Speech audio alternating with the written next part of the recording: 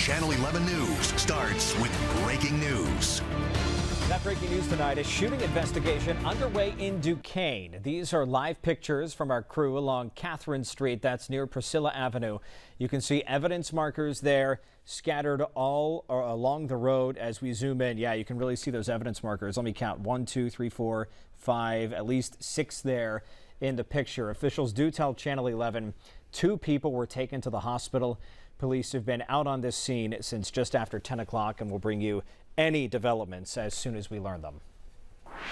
Let's go to the weather now. Another chilly night as we look live over downtown Pittsburgh. Severe Weather Team 11 meteorologist Addis Uklo with us and timing out when things will warm up for Memorial Day. Yes, tomorrow, Rich, will be the nicest day of the weekend easily, but the morning will definitely be on the chilly side. Those temperatures are falling pretty quickly tonight. Only made it into the low 60s today. We're already down to 51 in Butler. Look at Indiana, already down to 48 degrees. So the clouds have left us and those winds continue to gradually dwindle. The combination of that along with the dry air is what's going to allow those numbers to drop pretty quickly overnight. Notice the wind speeds generally now under 10 miles per hour. And I'd say after midnight, most of us will be at or under 5 miles per hour. So yeah, probably too chilly to open the windows tonight. Notice those hour by hour temperatures dipping into the low 50s, eventually down into the mid and even low 40s by tomorrow morning.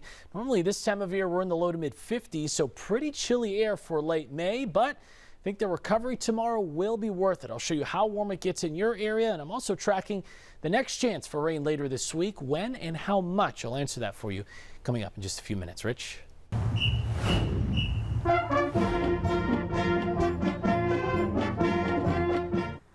Honoring our nation's fallen this Memorial Day, a service held at the National Cemetery of the Alleghenies. It included music, a wreath-laying ceremony, and speeches by some of our local veterans.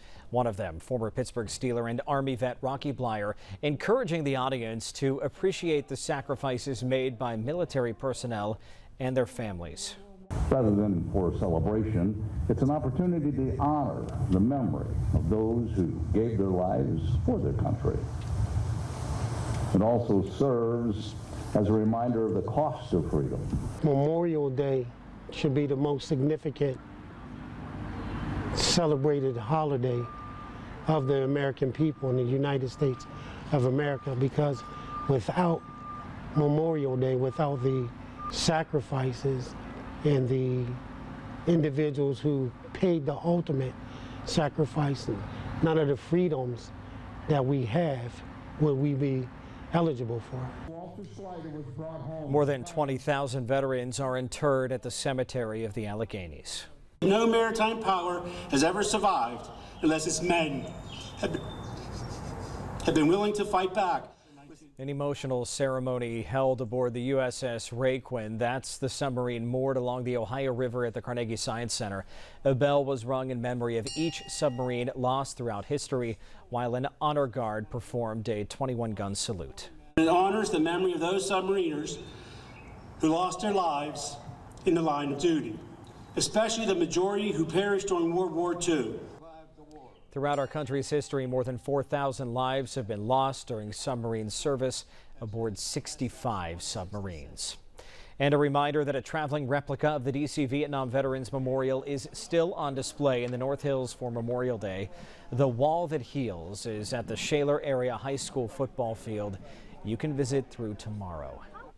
Channel 11 has much more on how communities are honoring those who gave the ultimate sacrifice this Memorial Day weekend. Just open the WPXI News app or visit WPXI.com. A frantic rush as a house goes up in flames. One neighbor shot this cell phone video as he checked to make sure no one was inside. And it's nothing new for that community. Neighbors in the East Hills say they've seen more than a few fires over the last few months. Channel 11's Antoinette Delbel heard about their search for answers. Flames were coming out of the back of this 2-story house. The siding melted right off. You can see inside. Neighbors say these fires are becoming way too common, and now they want answers. Hello? Cell phone video shows the frantic moments a neighbor risks his life to make sure no one was inside this burning home. Hello? After a quick walkthrough, Hello? Bradley Kemp realizes it's empty. And then I kicked the door in because I was banging on the door, wasn't nobody answer. I kicked the door in. Kemp was the first to rush over to the house on Carl Street when he saw the smoke and flames Sunday morning. I couldn't find the smoke, and then I got on my dirt bike and rode around, and I called 911 when I got here. Shantae Amaker lives behind the home. She didn't want to show her face, but tells us her dog woke her up. I thought our house was on fire because I smelled the smoke so strong. When I looked outside, it was just smoky. Neighbors say the house has sat empty for a while. It makes people worry, like, is it electrical wiring problem with these older houses, or is it intentional? They say this isn't the first one in the area that's caught fire. Just last month, flames tore through this home down the street. And at the start of the year, this house next door burnt to the ground.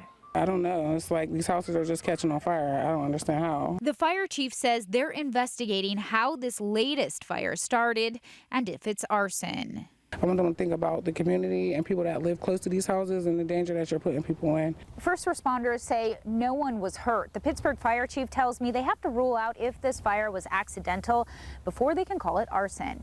In East Hills, Antoinette Delbel, Channel 11 News. New on 11 at 11 now. 2 people were hurt after a crash on I-70. That happened just after 6 o'clock this evening in Rostraver near the Bell Vernon Bridge. You can see at least 2 cars were involved. We're still working to learn how the 2 people hurt are doing. And developing now, Allegheny County Police are investigating the discovery of a body in South Park. Authorities were alerted to the body in a small pond along Maple Springs Drive. The coroner has identified that man as 36-year-old Kevin Stewart. So far, police say there are no obvious signs of trauma. The medical examiner will determine a cause of death. The fire badly damaged a home in Fayette County this morning. When we got there, crews were focusing on the second floor of the house in Uniontown, right along Murray Avenue. No one got hurt as far as we know. There is no word on how that fire started. Penn State officials say they plan to work with the communities where campuses are slated to close so the properties don't simply sit vacant. It comes after the Board of Trustees voted to close campuses in New Kensington, Fayette, and Shenango. Penn State says it plans to maintain its Invent Penn State's Corner launch box and digital foundry in New Kensington.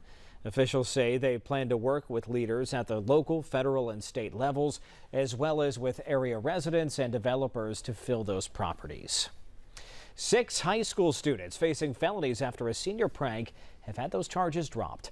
Police say the students wanted to place plastic wrap throughout Conemaugh Valley High School, that's in Cambria County. They got inside the school last week by leaving a door slightly open, and police were called after a motion alarm was activated. The district attorney says the decision to drop the charges was made after a discussion with police and school officials. New on 11 at 11 now, an American citizen arrested accused of plotting to firebomb a U.S. Embassy office. Federal prosecutors say he was stopped while carrying Molotov cocktails and had also posted disturbing threats on social media. Matt Bradley has more tonight from Tel Aviv. Tonight, a man accused of trying to firebomb a branch office of the U.S. Embassy in Tel Aviv appeared in a New York court. Earlier today, Joseph Neumeyer, a dual U.S.-German national, was detained at New York's JFK Airport after he was deported from Israel, where the 28-year-old allegedly planned to burn down a branch U.S. Embassy building. Neumeyer's ideology remains unknown, but his arrest comes amid growing concern over rising anti-Semitism.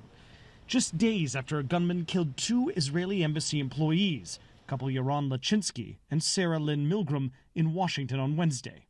The Justice Department said in a statement that on May 19th, Neumeyer approached an embassy guard and spat on the guard. He fled when guards tried to detain him, the statement said, but he left his backpack, which contained 3 Molotov cocktails, a kind of firebomb.